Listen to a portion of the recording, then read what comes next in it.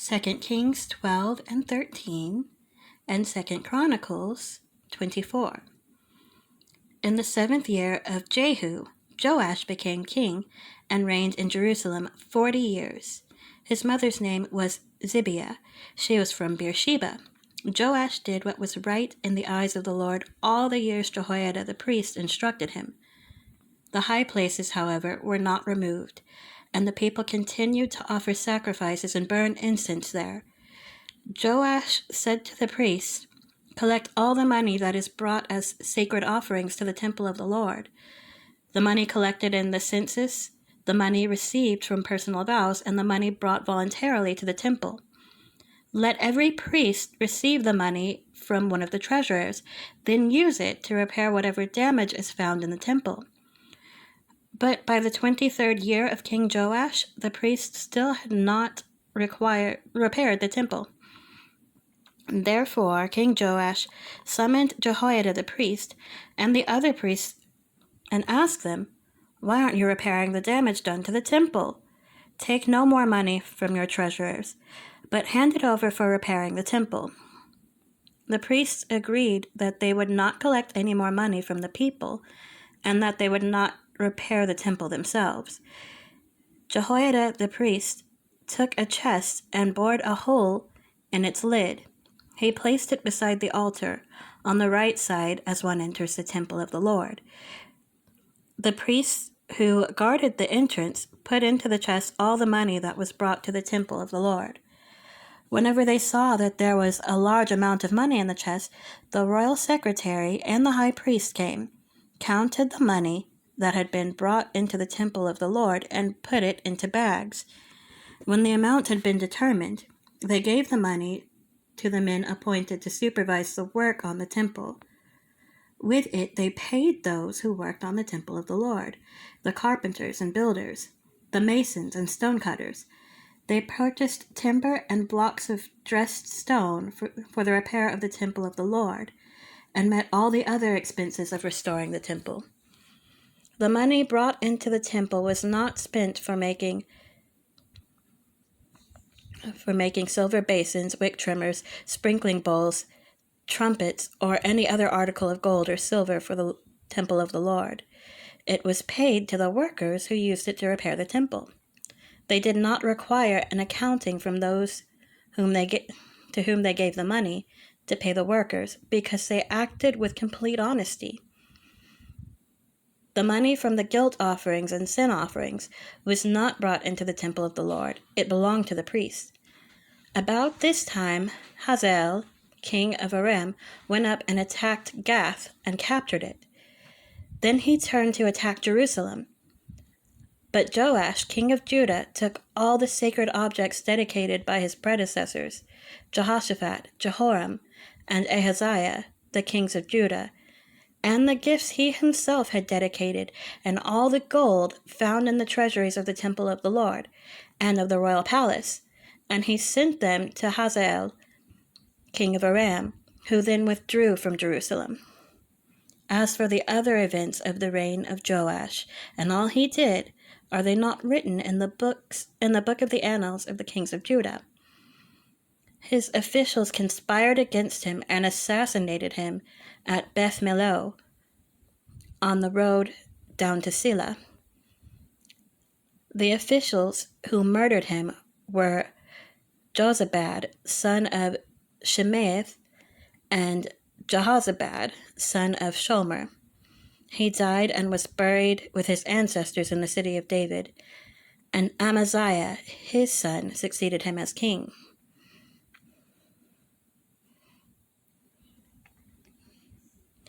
In the 23rd year of Joash, son of Ahaziah, king of Judah, Jehoahaz, son of Jehu, became king of Israel in Samaria, and he reigned 17 years. He did evil in the eyes of the Lord by following the sins of Jeroboam, son of Nebat, which he caused Israel to commit, and he did not turn away from them.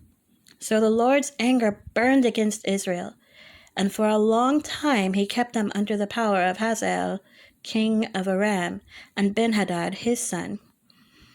Then Jehoahaz sought the Lord's favor, and the Lord listened to him, for he saw how severely the king of Aram was oppressing Israel.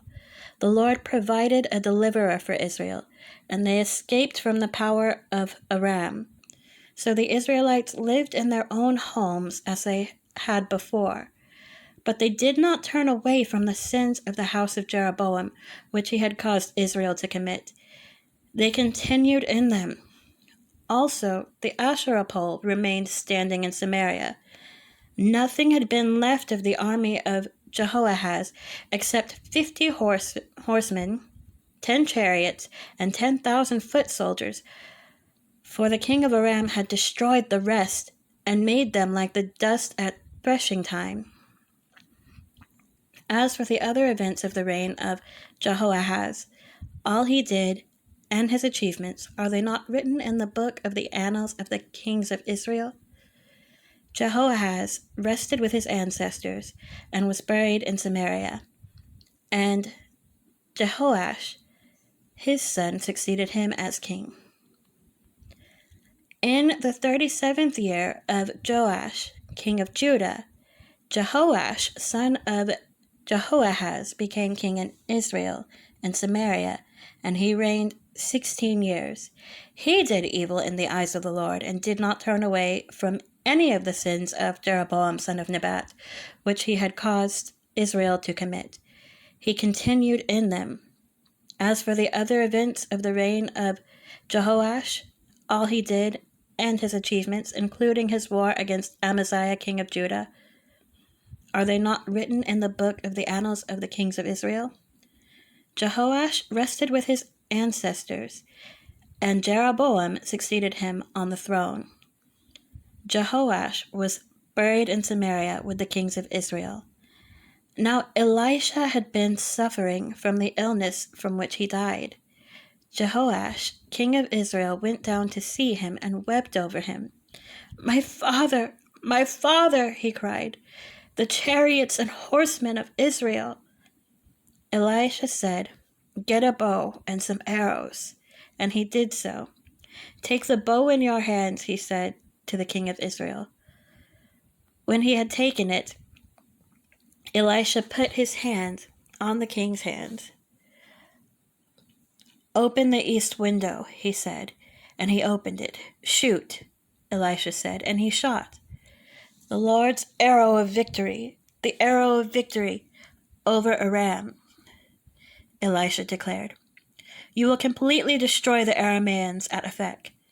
Then he said, take the arrows. And the king took them. Elisha told him, strike the ground. He struck it 3 times and stopped. The man of God was angry with him and said, you should have struck the ground 5 or 6 times. Then you would have defeated Aram and completely destroyed it.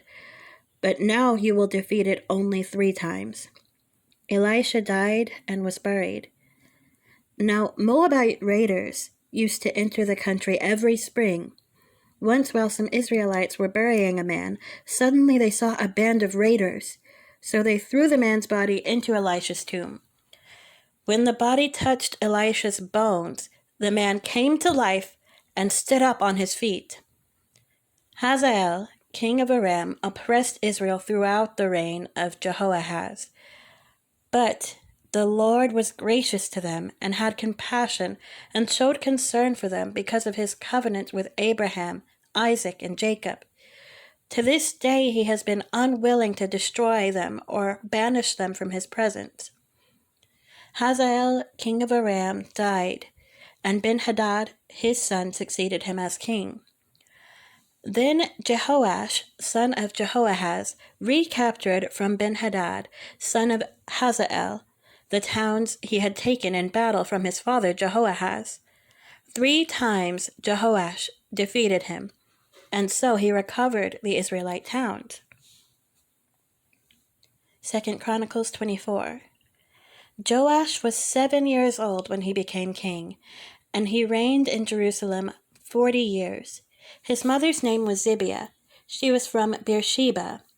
Joash did what was right in the eyes of the Lord all the years of Jehoiada the priest. Jehoiada chose 2 wives for him, and he had sons and daughters. Some time later, Joash decided to restore the temple of the Lord. He called together the priests and Levites and said to them, "Go to the towns of Judah and collect the money due annually from all Israel to repair the temple of your God. Do it now." But the Levites did not act at once. Therefore, the king summoned Jehoiada, the chief priest, and said to him, "Why haven't you required the Levites to bring in from Judah and Jerusalem the tax imposed by Moses, the servant of the Lord, and by the assembly of Israel for the tent of the covenant law?" Now, the sons of that wicked woman Athaliah had broken into the temple of God and had used even its sacred objects for the Baals.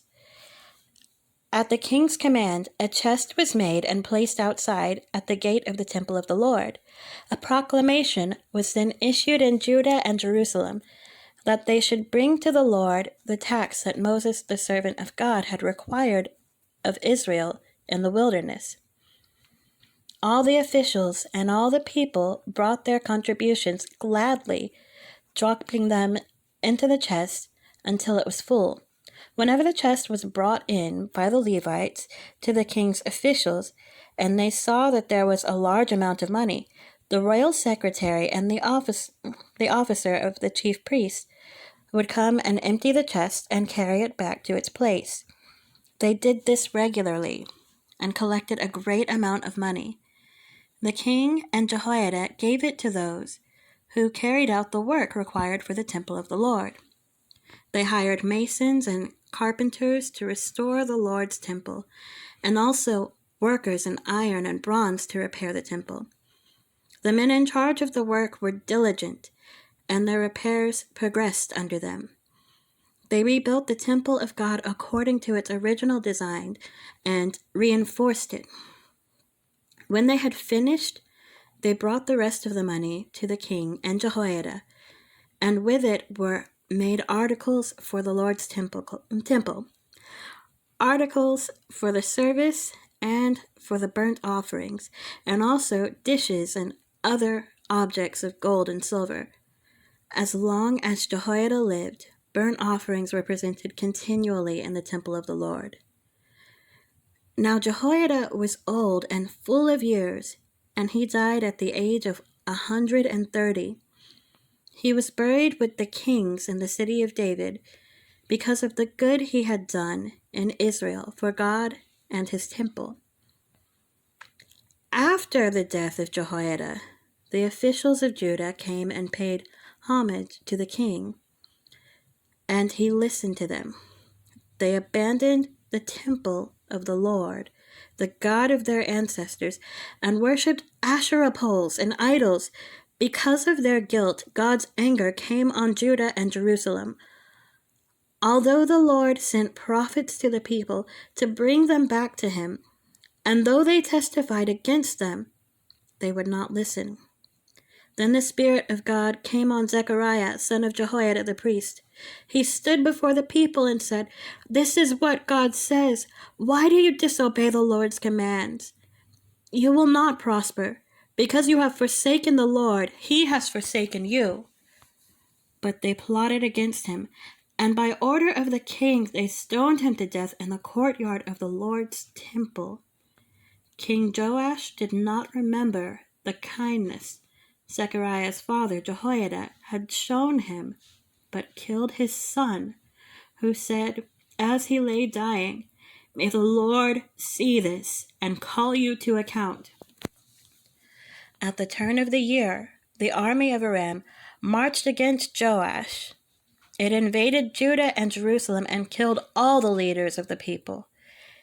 They sent all the plunder to their king in Damascus. Although the Aramean army had come with only a few men, the Lord delivered into their hands a much larger army, because Judah had forsaken the Lord, the God of their ancestors. Judgment was executed on Joash. When the Arameans withdrew, They left Joash severely wounded. His officials conspired against him for murdering the son of Jehoiada the priest, and they killed him in his bed. So he died and was buried in the city of David, but not in the tombs of the kings. Those who conspired against him were Zabad, son of Shemaiah, an Ammonite woman, and Jehozabad, son of Shimrith, a Moabite woman. The account of his sons, the many prophecies about him, and the record of the restoration of the temple of God are written in the annotations on the book of the kings. And Amaziah, his son, succeeded him as king.